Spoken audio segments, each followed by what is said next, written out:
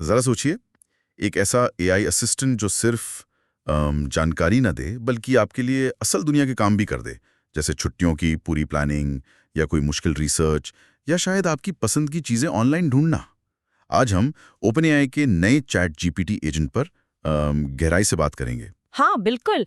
और आज की ये बातचीत ओपन एआई के यूट्यूब चैनल पर जो वीडियो प्रेजेंटेशन आया है उस पर आधारित है। हमारा मकसद यही समझना है कि ये एजेंट आखिर है क्या, इसकी काबिलियत क्या है, ये पर्दे के पीछे मतलब कैसे काम करता है और असल में इसके मायने क्या हैं। तो ये चैट जीपीटी एजेंट सुनने में तो किसी पर्सनल असिस्टेंट जैसा लग रहा है। ये है क्या असल में?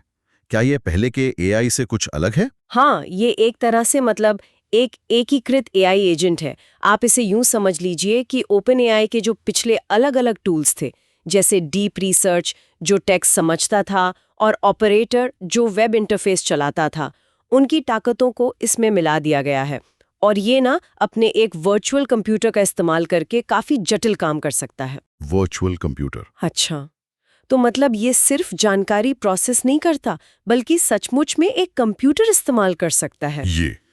ये एकीकरण क्यों जरूरी है? बिल्कुल, ये सोचने, फिर एक्शन लेने और उसके लिए सही टूल इस्तेमाल करने, जैसे वेब ब्राउज करना, वो भी टेक्स्ट और विजुअल दोनों तरह से, या फिर कोड चलाना, फाइलें बनाना, इन सब के बीच बहुत आसानी से स्विच कर सकता है।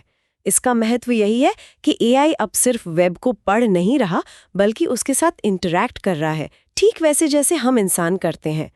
और इसे चैट जीपीटी इंटरफेस से ही मतलब वहीं से कंट्रोल किया जा सकता है। ये दिलचस्प है कि ये इतने सारे टूल्स इस्तेमाल कर सकता है।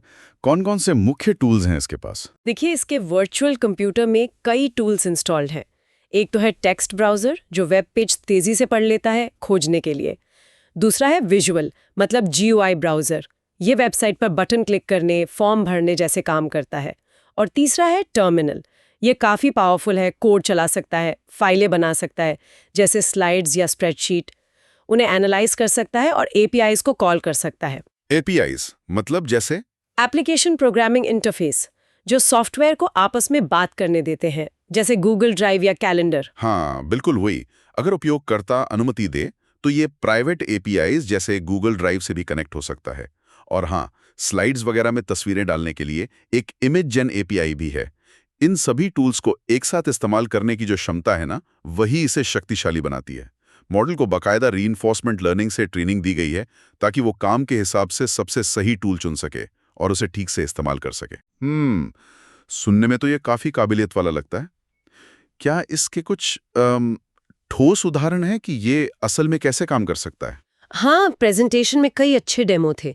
एक में तो एजेंट ने शादी की तैयारी में मदद की, मतलब मौसम और वेन्यू के हिसाब से सही कपड़े ढूंढे, होटल सुझाए, गिफ्ट्स के आइडिया दिए। इसमें उसने टेक्स्ट और विजुअल दोनों ब्राउजर इस्तेमाल किए। और एक वो टीम स्टिकर्स वाला उदाहरण भी था शायद। हाँ, वो भी था। उसमें मोबाइल से कमांड देकर टीम मैस्कॉट के लैपटॉप स्टिकर डिजाइन करने और ऑर्डर करने का काम शुरू किया गया। एजेंट ने इमेज जनरेटर से डिजाइन भी बनाया। और सबसे दिलचस्प बात पता है क्या थी? क्या? जब वो स्टिकर वाला काम चल रहा था ना, उसी बीच उसे पुरुषों के जूते खोजने का एक बिल्कुल अलग काम दे दिया गया। अच्छा, और एजेंट ने उसे संभाल लिया। ये तो मल्टीटास्किंग जैसा हुआ। हाँ बिल्कुल, उसने उस नए काम को अपनी योजना में शामिल कर लिया।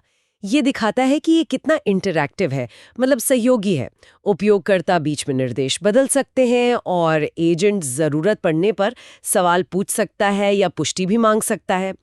यहाँ तक कि एक टेक ओवर मोड भी है, जिससे उपयोगकर्ता अगर चाहे तो खुद ब्राउजर कंट्रोल कर सकता है। एक और डेमो का जिक्र था जिसमें एजेंट खुद का मूल्यांकन कर रहा था। सही कहा। उस डेमो में एजेंट ने गूगल ड्राइव से अपने प्रदर्शन के आंकड़े निकाले और उसकी स्लाइड्स तैयार की। इसके लिए उसने ड्राइव एपीआई यूज किया, कोड लिखने के लिए टर्मिनल और हाँ, स्लाइड सजाने के लिए इमेज जनरेटर का भी इस्तेमाल किया।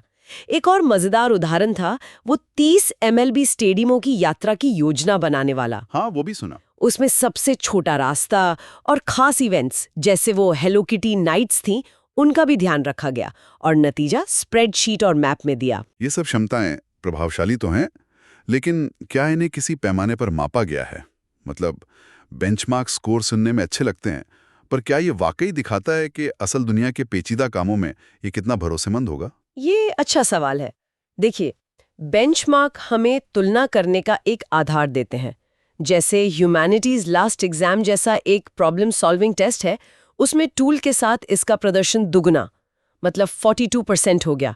गणितीय तर्क वाले फ्रंट टीएमएस पर इसने नया स्टेट ऑफ द आर्ट बनाया, 27%। वेब एरीना, जो वेब टास्क के लिए है, और कंपास ब्राउजिंग के लिए, उन पर भी ये पिछले मॉडल से बेहतर रहा। स्प्रेडशीट बेंच पर इसने करीब 30-45% टास्क हल किए। तो ये स्कोर दिखाते हैं कि क्षमता तो काफी बड़ी है। हालांकि हाँ, असल दुनिया की जटिलता हमेशा एक चुनौती रहती है। ये क्षमताएं तो ठीक है, लेकिन इंटरनेट से जुड़ने पर जोखिम भी तो बढ़ जाते होंगे, जैसे घोटाले या फिशिंग वगैरह। बिल्कुल, ये एक बड़ा कंसर्न है। इंटरनेट ब्राउजिंग एजेंट को घोटालों, फिशिंग और खास तौर पर प्रॉम्प्ट इंजेक्शन जैसे खतरों के सामने लाती है। प्रॉम्प्ट इंजेक्शन में क्या होता है कि कोई गलत इरादे वाली वेबसाइट एजेंट को धोखा देकर उससे गलत काम करवा सकती है, जैसे शायद कोई गोपनीय जानकारी निकलवा ले। तो क्या सिर्फ मॉडल को ये ट्रेन करना कि वो संदिग्ध निर्देशों को नजरअंदाज करें काफी है? मेरा मतलब है, वेबसाइटें तो बड़ी चालाकी से भी जानकारी निकलवा सकती हैं, बिना सीधे तौर पर संदिग्ध लगे। ये एक बहुत जरूरी मुद्दा है। ओपन एआई ने मॉडल को संदिग्ध लगने वाले निर्देशों को अनदेखा करने की ट्रेनिंग तो दी है, और उनके मॉनिटरिंग सिस्टम भी हैं जो संदिग्ध गतिविधि पर नजर रखते हैं। लेकिन आप सही कह रहे हैं, ये बचाव का सिर्फ पहला स्तर है। ये तकनीक नई है और इसके साथ आने वाले जोखिम भी नए हैं। शायद क्रेडिट कार्ड जैसी बहुत संवेदनशील जानकारी के लिए टेक ओवर मोड का इस्तेमाल करना ज्यादा सुरक्षित हो। समाज और तकनीक दोनों को मिलकर इन नए तरह के हमलों से बचाव के तरीके विकसित करने होंगे, इसमें कोई शक नहीं। तो कुल मिलाकर ये चैट जीपीटी एजेंट एक महत्वपूर्ण कदम लगता है। एक एआई जो सिर्फ जानकारी नहीं देता, बल्कि कंप्यूटर का इस्तेमाल करके जटिल, कई चरणों वाले काम निपटा सकता है, लगभग एक इंसान की तरह। रिसर्च से लेकर प्लानिंग, कंटेंट बनाने और यहाँ तक कि ऑर्डर देने तक। हाँ बिल्कुल, और ये क्षमता धीरे धीरे प्रो, प्लस और टीम उपयोगकर्ताओं के लिए उपलब्ध कराई जा रही है। ये वाकई सोचने वाली बात है। अगर एआई हमारे लिए इस तरह काम करने लगे तो भविष्य में हमारे काम करने और जीने का तरीका कितना बदल सकता है। ऐसा कौन सा लंबा या उबाऊ काम है जिसे कोई इस एजेंट से करवाना चाहेगा? खैर, इस पर सोचना तो बनता है।